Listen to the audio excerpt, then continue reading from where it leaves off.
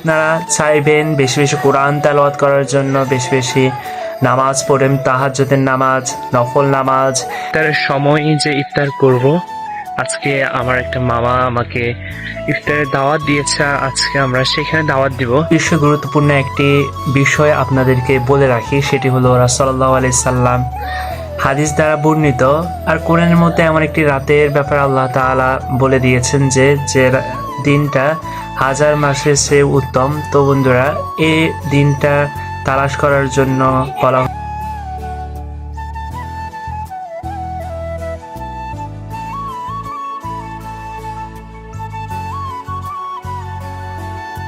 Hello, assalamu alaikum guys and welcome back to my new vlog video.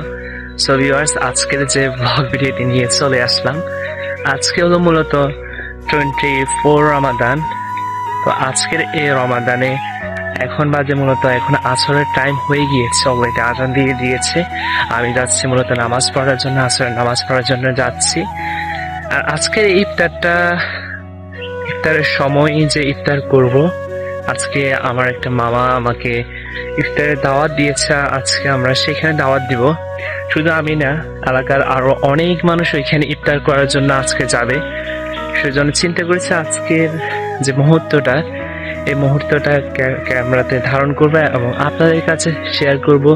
গ্রামের এই দিকে অনেক মানুষ একসাথে কিভাবে ইফতার করে, খুব সুন্দর একটি মুহূর্ত, এটা আপনাদের সাথে শেয়ার করব। তো বন্ধুরা, ভিডিওটি শুরু করার আগে চ্যানেলটিকে সাবস্ক্রাইব করুন এবং ভিডিওতে একটি লাইক করে আমাদের পাশে থাকুন। আজকের এই ইন্টারেস্টিং ব্লগ ভিডিওটা অবশ্যই এনজয় করবেন। তো বন্ধুরা, চলুন যাওয়া যায়, আসর নামাজ পড়ব প্রথমত, তারপরে দেন গিয়ে আমরা ইফতার মাহফিলে অ্যাটেন্ড করবো ইনশাল্লাহ। তো বন্ধুরা, আজকের এই ব্লগটি এনজয় করুন আপনারা সকলে।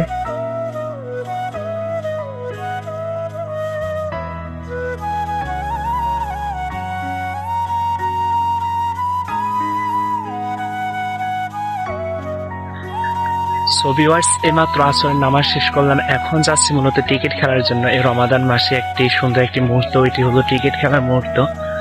তো বন্ধুরা, চলুন আমরা টিকিট খেলবো। সো ভিউয়ার্স, আমরা টিকিট খেলার জন্য এখানে চলে আসলাম। অলরেডি আমাদের পক্ষ দলের ব্যাটসম্যান নেমে গিয়েছে এবং অলরেডি একটা উইকেটও পড়ে গিয়েছে। আর টিকিট খেলার রমাদান মাসে টিকিট খেলার যে মুহূর্তটা, সেটা আলাদা একটা মজারই ব্যাপার। অনেকে টিকিট খেলতে পারে না এই রমাদান মাসে, আবার অনেকে খেলতে পারে। যারা খেলতে পারে তারা মূলত রানিং খেলাধুলা করে বা মজার জন্য এই রমাদান মাসে খেলে, টাইম পাসের জন্য। যেমন আসরের পর থেকে বা তিনটা পর থেকে, দুপুর 3টার পর থেকে খেলাধুলা শুরু করে দেয়। আর খেলাধুলার মজাটাই আলাদা। তো বন্ধুরা, অলরেডি ইফতারের টাইম হয়ে গেছে, সেজন্য আমরা চলে আসলাম। আর আপনারা দেখতে পাচ্ছেন এখানে অনেক মানুষ, প্রায় 200 জনের মানুষ এখানে একসাথে বসে ইফতার আয়োজন করেছে ওরা। আর সেজন্য আমরাও চলে আসলাম আর এখানে ইফতার করব।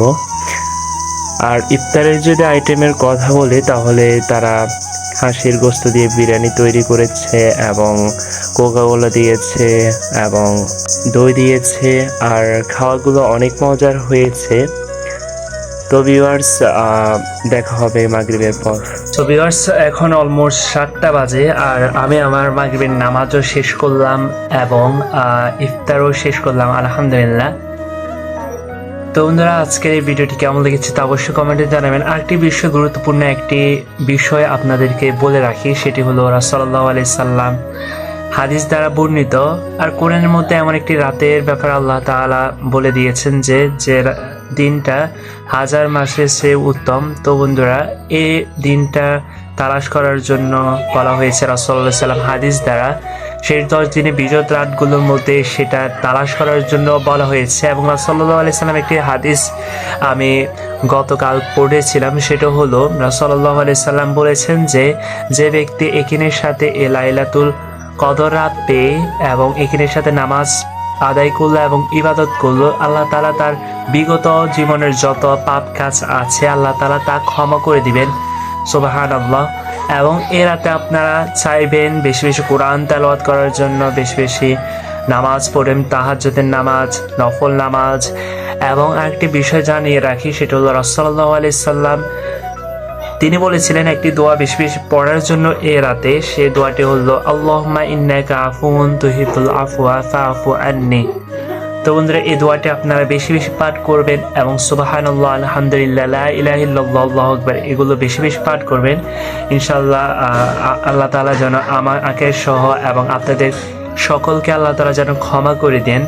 তো বন্ধুরা, আজকের ব্লগটি কেমন লেগেছে তা আমি নিজেও জানি না, কারণ আমার এই ভিডিওর মধ্যে কোনো কিছু নাই, কিন্তু শেষ দিকে আমি কিছু গুরুত্বপূর্ণ কিছু বিষয় আপনাদেরকে বলার চেষ্টা করেছি।